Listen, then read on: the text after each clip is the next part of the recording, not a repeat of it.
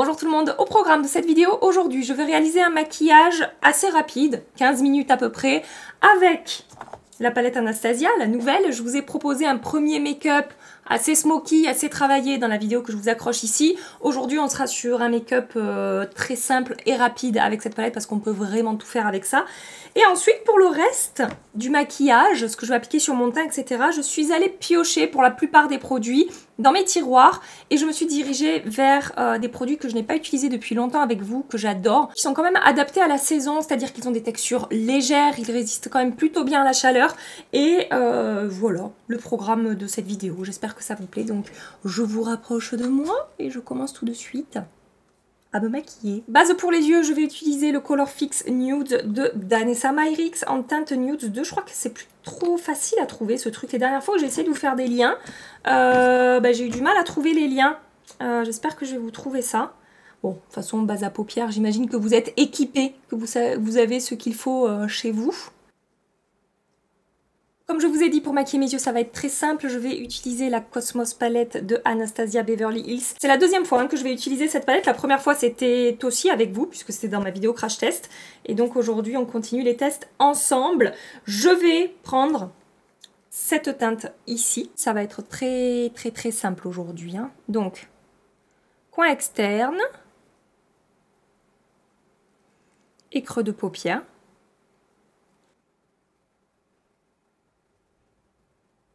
Aucun souci avec ce mat que je n'avais pas encore testé, ça s'est bien estompé, bien diffusé, bonne pigmentation, très jolie texture, un peu poudreux sous le pinceau, mais après sur les yeux, ça se passe super bien. Ensuite, je prends ce duochrome ici, donc c'est un fard à la fois rose, je sais pas si on verra le rose, et le doré. Oui, on voit quand même, je trouve on voit les différents reflets. Donc c'est un duochrome, je trouve, hyper facile à porter. Et c'est le genre de fard que j'adore parce que c'est à la fois un petit peu original dans le sens où c'est duochrome, mais ça reste une teinte nude et hyper facile à utiliser, je trouve. Concernant la texture de ce fard, c'est quand même un petit peu poudreux sous le doigt. Il faut y aller doucement quand on le prélève. C'est pas le fard le plus fondant de la palette. Après, on n'est pas sur un fard métallisé. C'est un fard irisé duochrome. Une fois déposé sur ma paupière mobile, je prélève le fard au pinceau, sur le bout de mon pinceau, et je vais remonter dans mon creux et au-dessus de mon creux. Ce que j'aime avec ces fards Anastasia là, qui sont duochrome dans cette palette, c'est que je trouve que les effets duochrome, je ne sais pas si vous en rendrez compte à la caméra encore une fois, mais ça ressort quand même très bien. Je trouve que le shift de couleur est assez marqué en fait. On voit bien le rose et le doré. Des fois, il y a des fards duochrome, il faut vraiment se tordre dans un certain angle pour la lumière, pour voir la couleur qui change. Et là, je trouve que ça se voit quand même assez facilement. Faut pas que j'oublie qu'on est sur un make-up assez rapide, parce que j'aurais tendance à continuer à me tartiner là. Mais c'est peut-être pas la bonne solution. Faudrait peut-être que je me calme et que je m'arrête là. Je vous avoue que je suis très tentée de faire comme ce que j'ai fait dans mon make-up précédent, c'est-à-dire de prendre cette teinte-là, qui a vraiment un effet mouillé miroitant, et de le déposer légèrement au centre. Juste pour, je sais pas, rajouter un petit truc en plus à ce make-up. Est-ce que c'était une bonne idée? Je n'en sais rien. Je vous avoue que je me pose encore la question. Oui, ça a rajouté un tout petit effet scintillant en plus, un petit reflet en plus, mais j'ai vraiment bien étiré. Je veux pas que ce soit trop marqué en fait. Vous voyez ce que je veux dire? Je voulais juste rajouter un petit effet, un petit reflet, un petit truc en plus. Et je vais quand même faire un petit trait de liner avec cette teinte-là. Donc j'aurais perdu quand même un petit peu de temps sur le maquillage des yeux. Il va falloir que je me rattrape sur le maquillage du teint. Pinceau 318 de Zoeva.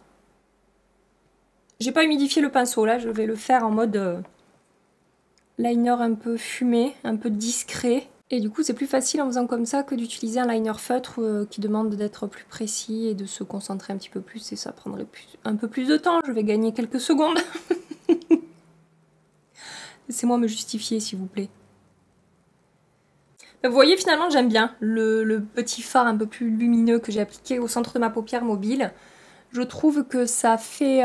ouais, ça rajoute un petit reflet supplémentaire à ce make-up, un peu plus de lumière. Il a un effet un petit peu plus scintillant aussi que le fard de base que j'ai appliqué, qui est très joli tout seul, hein. Mais j'aime bien m'amuser avec mon maquillage, vous le savez. Mascara, le Max Stack de chez MAC version grande brosse, méga brush. Effet fossile garanti, hein, avec ce mascara, longueur, volume, effet noir, effet ligne de cils fournie. Et je mets pas 3 heures à le travailler. Il y a certains mascaras avec lesquels ça me prend un peu plus de temps d'avoir le rendu que je veux. Je sais qu'avec celui-là, en quelques coups de brosse à peine, j'ai déjà un résultat quand même intense en fait. Et ben j'aime beaucoup le résultat de mon petit maquillage des yeux là avec ces 2 duochromes. Et alors quand je vous dis que cette palette elle est bien pensée, c'est que là ça fait 2 fois que j'associe 2 fards duochrome dans cette palette et qu'à chaque fois le rendu est super joli. Alors j'ai essayé, je vais vous montrer le swatch sur ma main, de prendre le même fard de base là que j'ai utilisé sur mes yeux qui est celui-là et j'ai déposé un petit peu de celui-là au centre. Et ben c'est également super joli avec un effet encore plus scintillant pailleté parce qu'il est plus pailleté ce petit fard bleu. Regardez comme ça s'associe bien ces fards. Franchement c'est... ouais, je la trouve vraiment bien foutue cette palette. Je passe au teint. Comme base, j'ai ressorti celle de chez Too Faced, qui est la Primed and Poreless, base correctrice anti-pores pour le visage. Alors c'est une base que j'ai toujours beaucoup aimée. C'est pas celle que j'ai le plus utilisée dans mes vidéos et tout, mais c'est une base qui ne m'a jamais déçue, qui ne m'a jamais laissé tomber. C'est-à-dire que vraiment elle répond complètement à ses promesses. Elle est hyper lissante et floutante.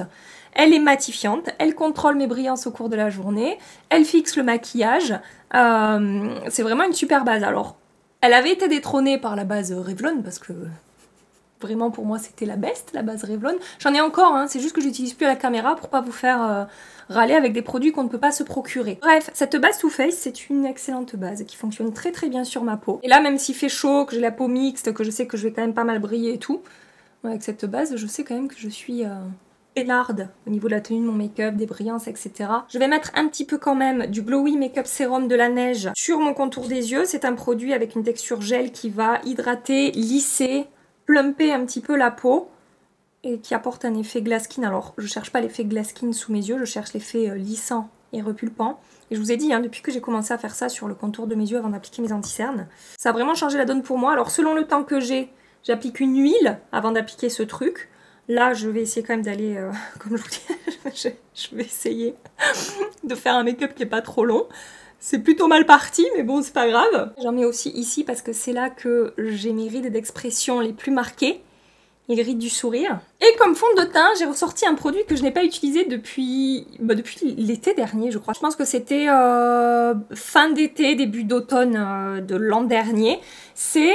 ce produit-là de chez Chanel, les beiges touches de teint Water Fresh Complexion Touch, j'ai la teinte B30. C'est un produit qui fonctionne très très bien sur moi. Je ne sais pas si vous vous souvenez l'an dernier de mes vidéos par rapport à ce produit. Et si vous allez voir, vous verrez que c'est un fond de teint, enfin c'est un fond de teint, c'est vraiment très léger, vous allez voir.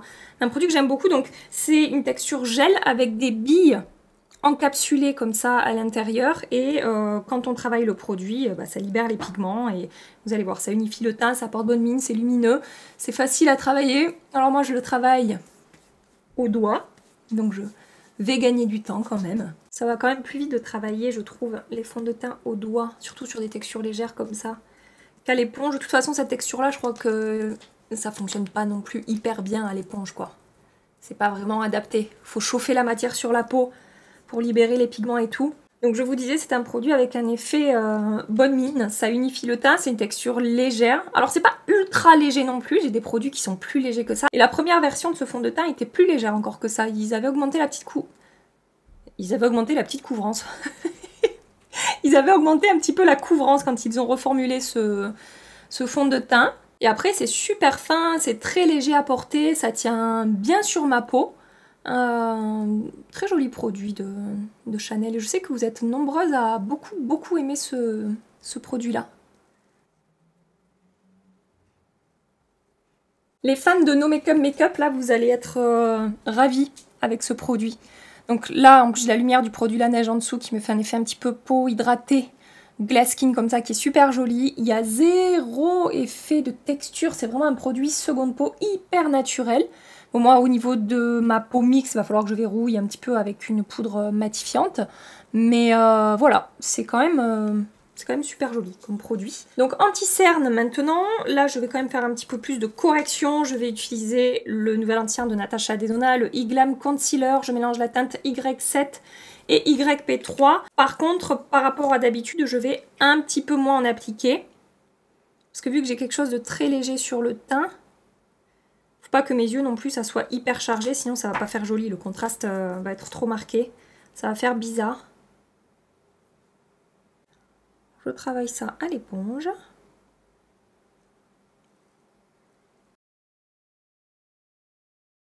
Je viens très rapidement juste tapoter par-dessus mes plus grosses rougeurs pour les atténuer un petit peu plus. Pour poudrer mon teint, je vais utiliser la poudre Shape Tape Setting Powder de chez Tarte. Il me reste vraiment juste ça. Voilà, donc bon, j'ai du stock, hein. J'en ai dans mes tiroirs. Bon, j'ai beaucoup utilisé la poudre typologie ces derniers temps parce que je trouve qu'elle lui ressemble beaucoup. Mais ça reste cette poudre quand même Tarte pour quelque chose, hein, au niveau du contrôle des brillances, au niveau de la manière dont ça fixe le maquillage, comment ça se... J'en ai mis beaucoup. Comment ça se comporte sur ma peau, tout ça ouais, elle est ultra efficace cette poudre Tarte quand même. Et sur les contours de mon visage, j'en mets très légèrement, vraiment j'ai à peine chargé mon pinceau. Parce que je veux pas que ça éteigne complètement la lumière des produits en dessous. Mais je vais quand même poudrer un petit peu pour que ce que j'applique par-dessus s'estompe facilement. Je pense qu'il est temps que je redonne vie à mon visage. Alors, catégorie blush bronzer enlumineur. Je suis en pleine hésitation. Il y a 3 produits devant moi que j'ai envie d'utiliser. Tout d'abord, ce produit-là de Chantecaille qui est un bronzer highlighter. Je vous montre le swatch. Ça réchauffe, ça illumine, ça a une texture un petit peu blur qui a tendance à lisser un petit peu la peau. C'est vraiment super beau comme produit. Après, il faut quand même que je rajoute une petite touche de blush par-dessus.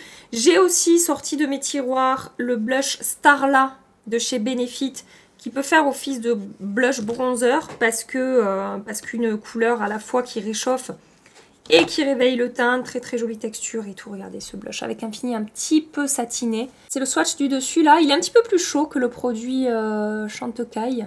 Ces 2 produits là, qu'est-ce qu'ils sont jolis. Et sinon, j'ai ressorti ces derniers temps là, ma palette By Terry. C'est la Brightening CC palette et c'est la teinte Sunny Flash. J'ai aussi la Beach Bomb que j'adore, mais la Sunny Flash, qu'est-ce que je l'aime. Et alors ce que j'adore faire pour gagner du temps avec cette palette, je pense que c'est celle que je vais utiliser aujourd'hui. Mais ça c'est tellement beau aussi. Ce que j'adore faire avec cette palette pour gagner du temps, et vu que j'ai perdu du temps sur pas mal de trucs, ça serait bien que je regagne un petit peu de temps, c'est de mélanger plusieurs teintes. Donc je prends du bronzer, que vous voyez j'ai bien dégommé quand même. Déjà je pense que je vais la racheter, hein, cette palette. On la trouve encore en ligne sur certains sites. Tous les étés je la ressors et tous les étés je retombe amoureuse de cette palette. Un peu de bronzer. Et je pique un petit peu de blush aussi, comme ça. Enfin, je mélange les 3, là, comme ça, voilà. En prenant un petit peu plus de bronzer pour avoir un côté qui réchauffe quand même pas mal. Et j'applique ça.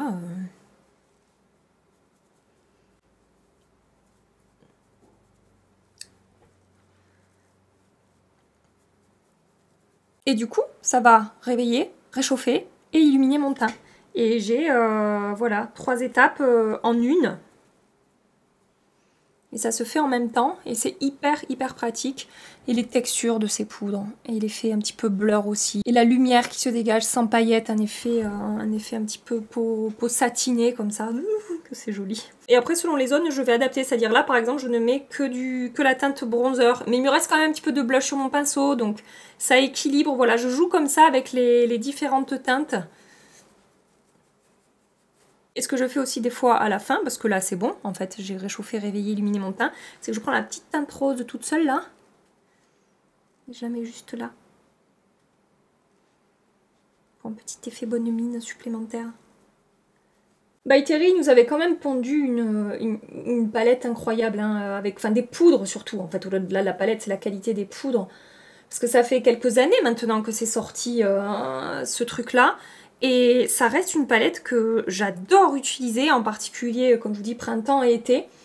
Et c'est absolument pas détrôné par d'autres produits. Je ne me lasse pas, malgré les années qui passent. Je ne me lasse absolument pas de cette palette. Et je trouve pas qu'il y ait des produits... Enfin, il y a des produits qui sont très bien, qui sont même probablement similaires en termes de texture, de qualité, de lumière, de tout ça. Mais ça reste une palette qui est tout à fait au goût du jour et qui correspond complètement aux tendances maquillage encore qu'on trouve aujourd'hui, je vous dis, au niveau des textures et du rendu de ces produits. J'ai rattrapé mon retard un petit peu avec cette technique et cette palette. Je vais terminer mon maquillage des yeux. Je reprends la palette Anastasia. Je prends le lumineux ici, tout le long du ras de cils inférieur. Je remonte au coin externe. J'intensifie un tout petit peu ma ligne de cils avec ce qui me reste sur mon pinceau liner. Vous savez, j'ai fait mon liner avec le violet foncé là. Mais hop, c'est tout quoi. C'est limite, ça se voit même pas. C'est juste pour définir mon ras de cils là, ma ligne de cils. Dans ma muqueuse, le Super Nude Liner Duo de Charlotte Tilbury, toujours le même. Hein. Et je reprends cette teinte-là. Petite touche de lumière ici. Et une touche de mascara au ras de cils inférieur, le Sky High de Maybelline. Comme d'habitude, je le trouve vraiment nickel pour le ras de cils inférieur. Et sur mes lèvres, je vais appliquer l'huile de chez NYX. C'est la Fat Oil Lip Drip que je vais utiliser en teinte Newsfeed.